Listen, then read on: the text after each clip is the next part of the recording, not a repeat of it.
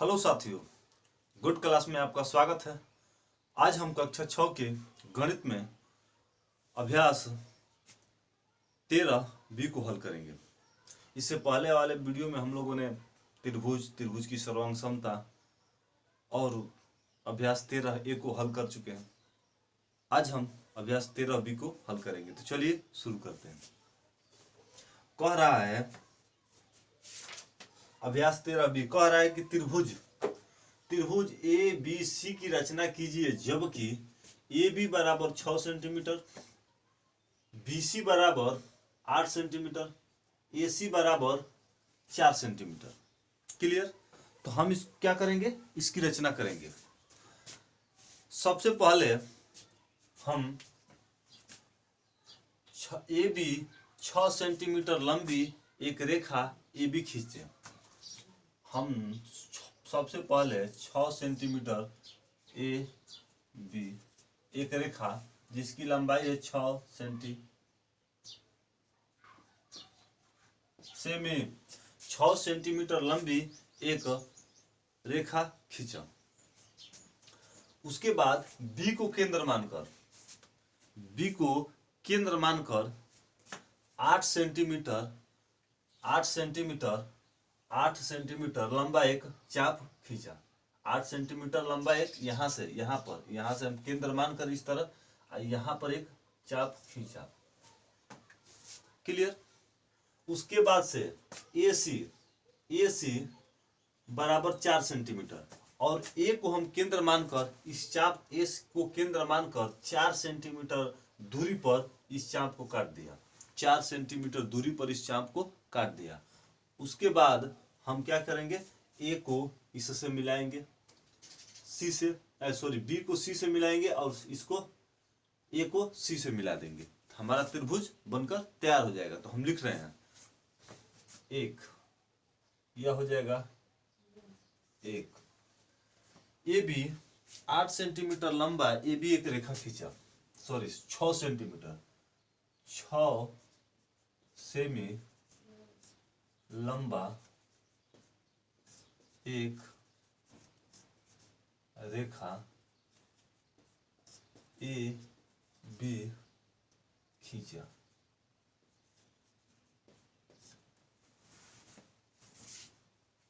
हो गया। उसके बाद दूसरा बी को केंद्र मानकर बी को केंद्र मानकर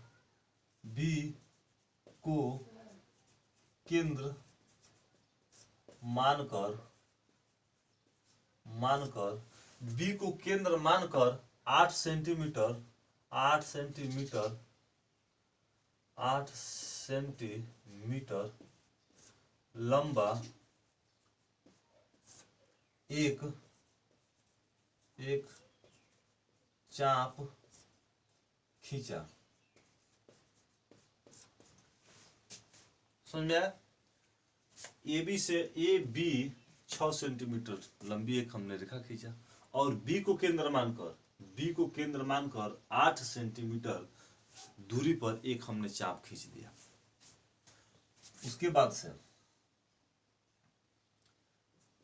तीसरा, अब हम ए को केंद्र मानेंगे। किसको केंद्र मानेंगे? ए को केंद्र मानेंगे। ए को केंद्र मानकर इस चाप को क्या कर देंगे, यहां से इसको काट देंगे। इसको क्या कर देंगे, यहां से इसको काट देंगे। क्लियर? हाँ, इसको काट देंगे। समझ में आया? अब ए को केंद्र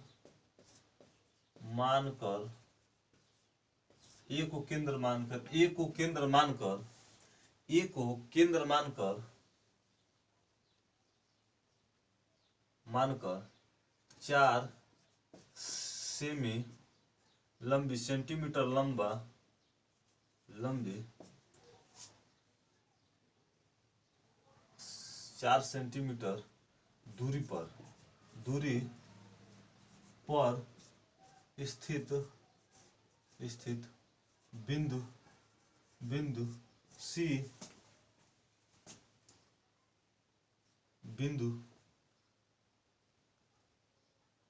स्थित बिंदु पर चाप को काटा। मतलब कि जो यह बिंदु है, यहां से हमने एक त्रिज्या जब खींचा यहाँ पर, यह बिंदु हो गई सी, और सी बिंदु पर स्थित एक जो चाप है, इस चाप को हमने ए बिंदु से, ई बिंदु को केंद्र मानकर इस चाप को क्या कर दिया, काट दिया। जब काट दिया तो यह हो जाएगा चौथा, बी को सी से मिलाया,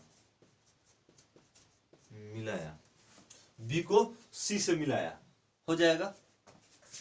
तो बी सी बराबर 8 सेमी हो गया।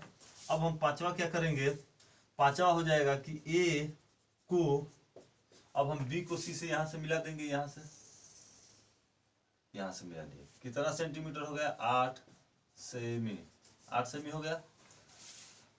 ए को सी से मिलाया, ए सी बराबर 4 सेमी, क्लियर। ए को हमने किससे मिलाया, सी से मिला दिया, ए सी बराबर 4 सेमी, यह हो गया 4 सेमी। अब हम देखेंगे छठा। अब हमारा त्रिभुज,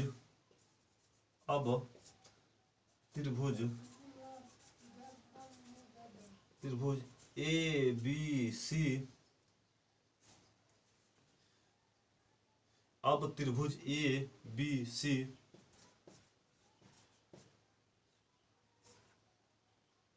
तैयार हो गया, तैयार। अब त्रिभुज ए बी सी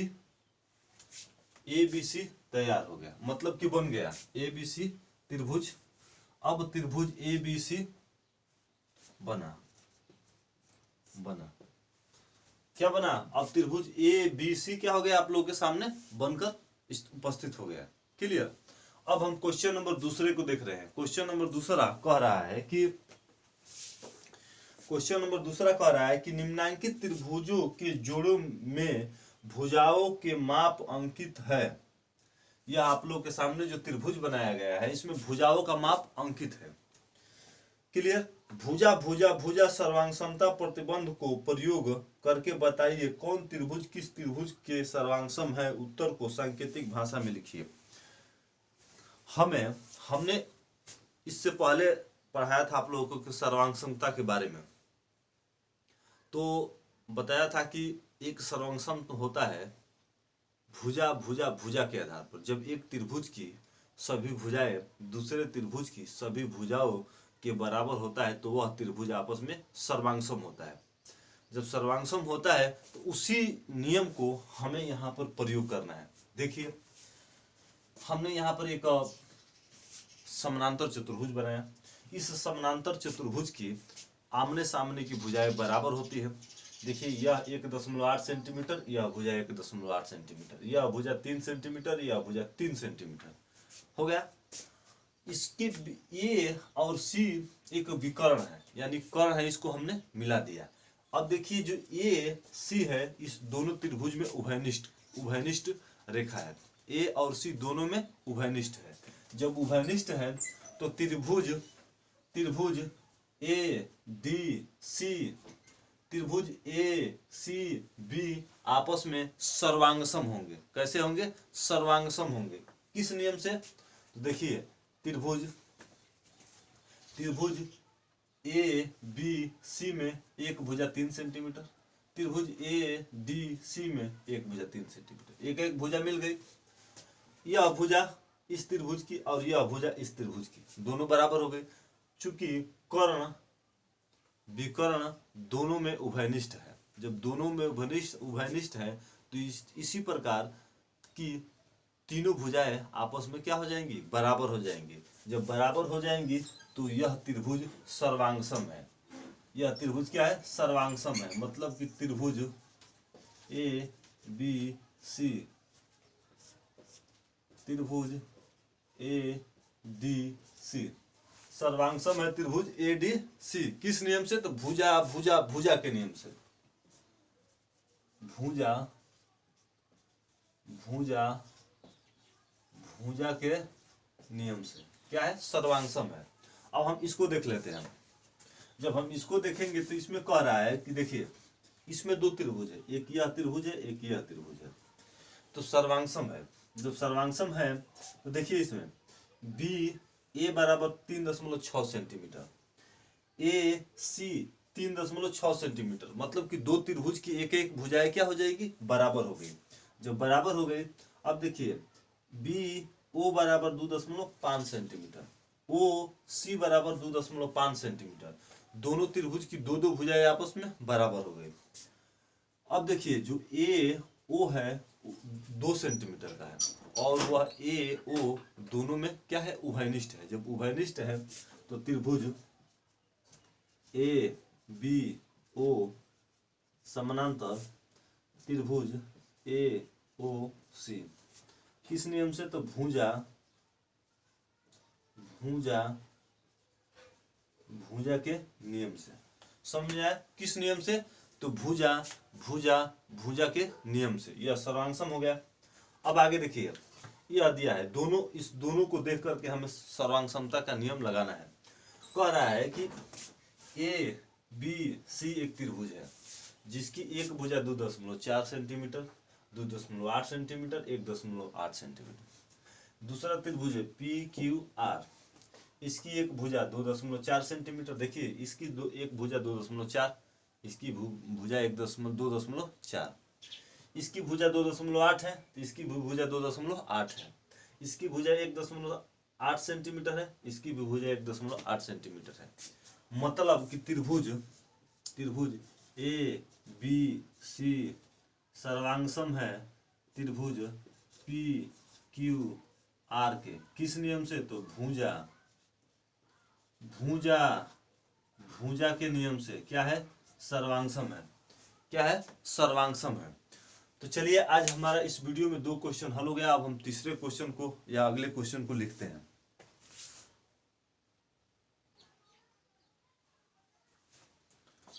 तो चलिए आप लोगों के सामने क्वेश्चन नंबर 3 है। कह रहा है कि चित्र में ए डी बराबर डी सी, ए डी बराबर डी सी, यह दोनों आपस में क्या है, बराबर है। यह दोनों आपस में बराबर है। और ए बी बराबर बी सी, ए बी यह आपस में दोनों क्या है, बराबर है। ए बी बराबर बी सी।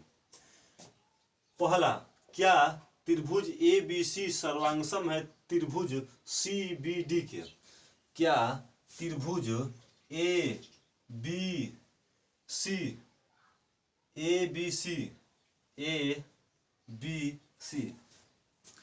कह रहा है कि क्या त्रिभुज ए बी डी है, यहाँ पर